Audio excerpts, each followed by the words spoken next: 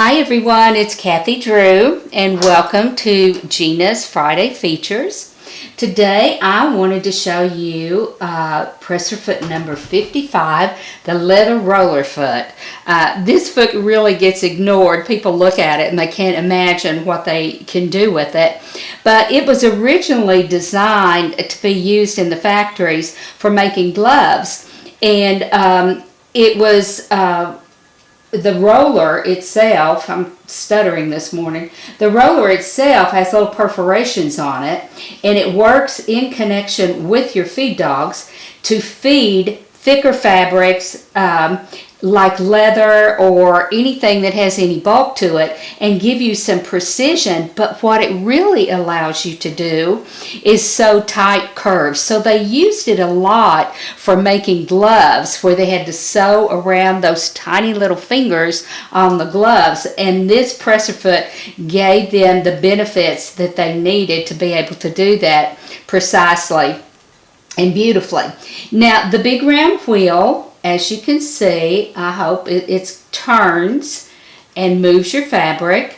And when you are ready to use this presser foot, what you want to make sure you do is thread your needle before you put it on, because without doing that, your needle threaders and so forth will bump this big roller, and we certainly don't want to do any damage to those rollers. So I generally attach the presser foot going in from the left side because of that big wheel.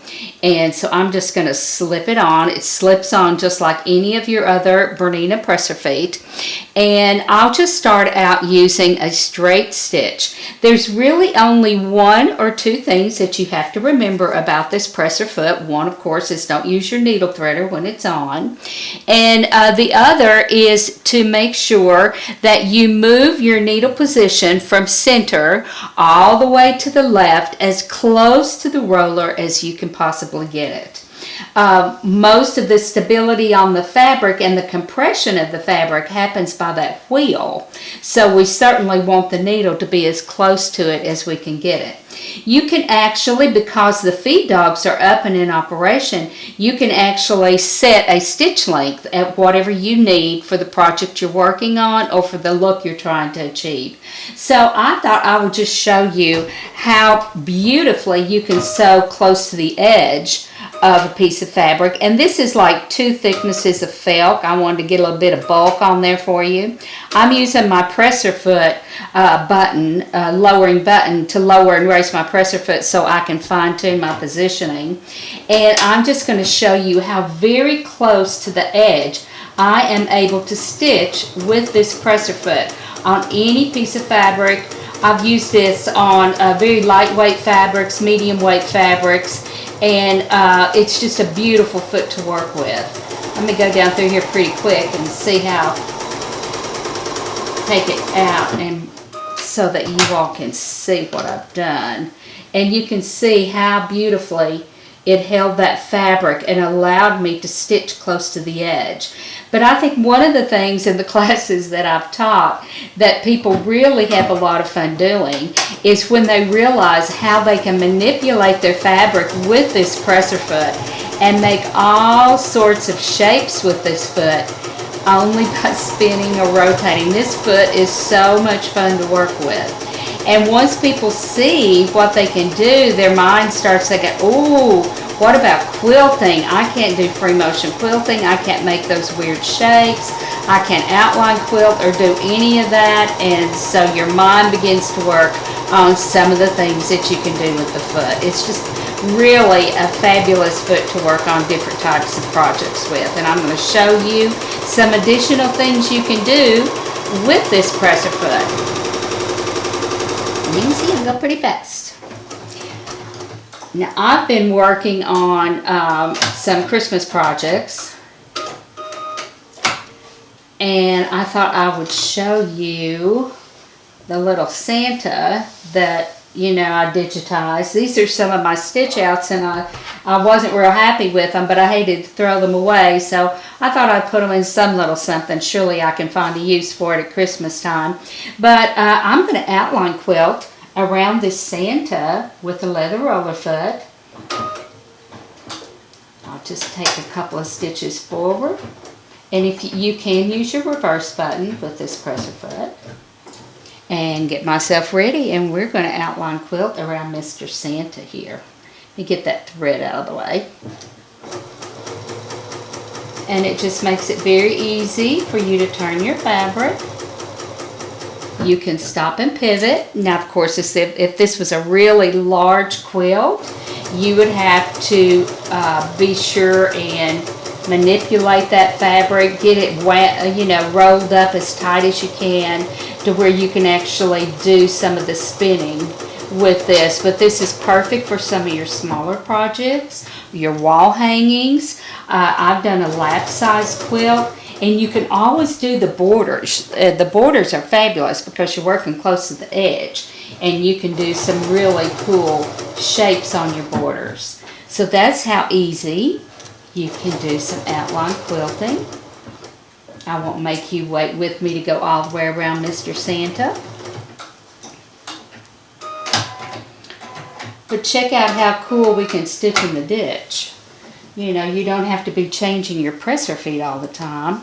We can actually do some stitching in the ditch with this foot also. So I'm just going to get myself positioned here. Take a stitch to get started. And because of the precision with this wheel, we can stitch in the ditch very easily. It feeds it really straight for you. So if you get that needle in that ditch, it's going to keep it there for you. It's a great little foot. Okay.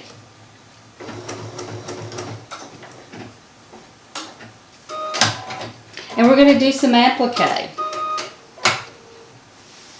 I've just cut out a couple of little leaves for you, and just to show you how easy it is to manipulate your fabric. I've got some stabilizer underneath just in case I need it, and I'll use my blanket stitch,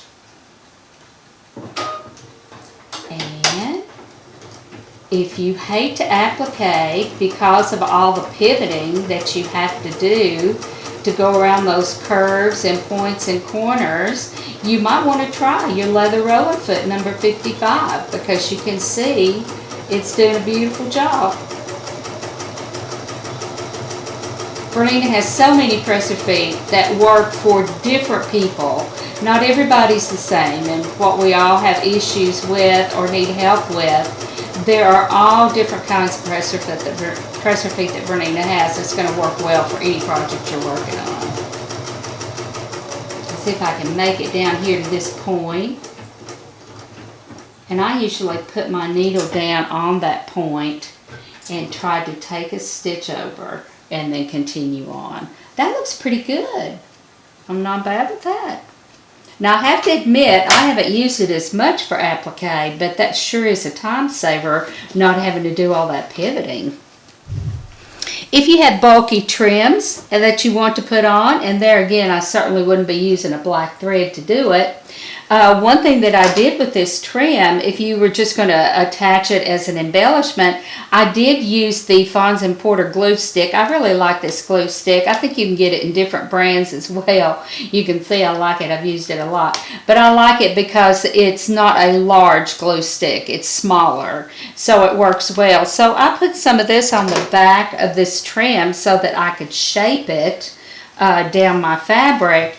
And what I'll do is I will once again position this close to, of course you would want to use a thread color that looks better with this trim, but I wanted you to be able to see.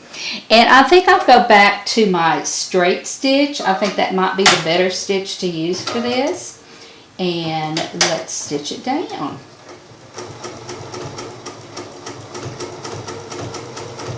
And you should be able to go pretty good speed with it. So it's going to work well for those bulky items that you need to stitch. And as you're sewing, you know, with these, I may not have the best needle on for the job for doing this, but I think we can make it work. You can see how easy it is for me to be pivoting as I go around.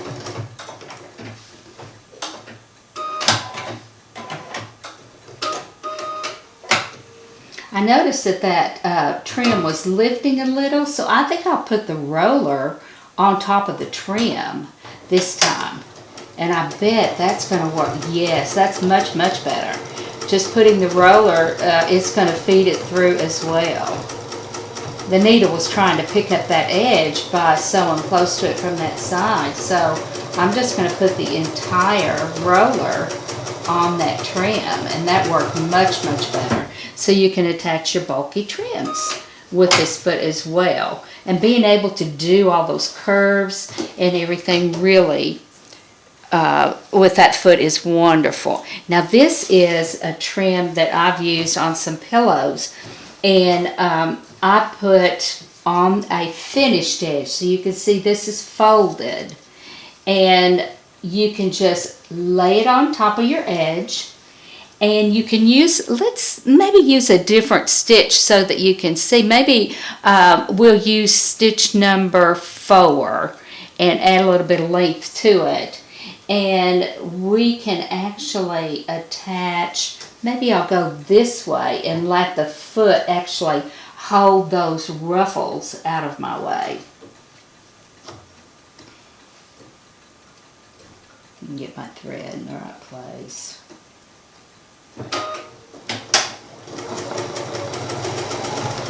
Okay, and just position, get a little bit more length to my stitch, and we can just top stitch this down. And I don't know if you can see, but I am using a stitch that has some width to it. It's called the running stitch.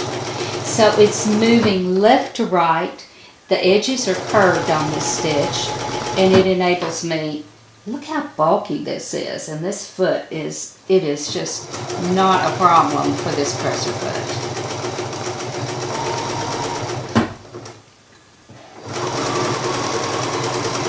This foot always amazes me with what it can work with. Okay, and we've got that piece attached. I love that trim. And that was very easy to do. And one thing that, of course, I wish I'd had a larger piping for you, piping cord, but another thing that people like to do is the really, really huge piping. And I thought I would very quickly show you how easy that is to do with the number 55 foot, because we don't really have a presser foot that is large enough to accommodate that.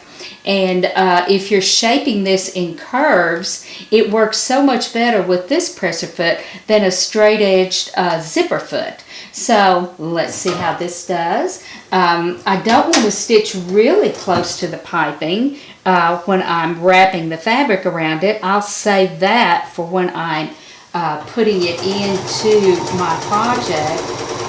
So I'm just going to attach my fabric very quickly.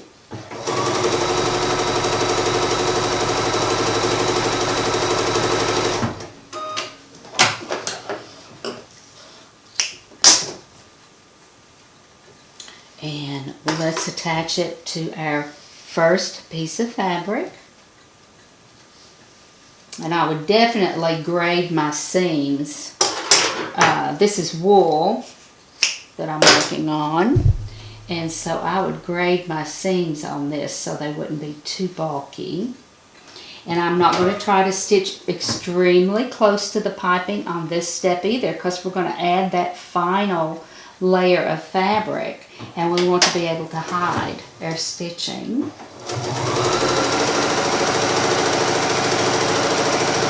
Love this foot for piping. Oh my, it's the best.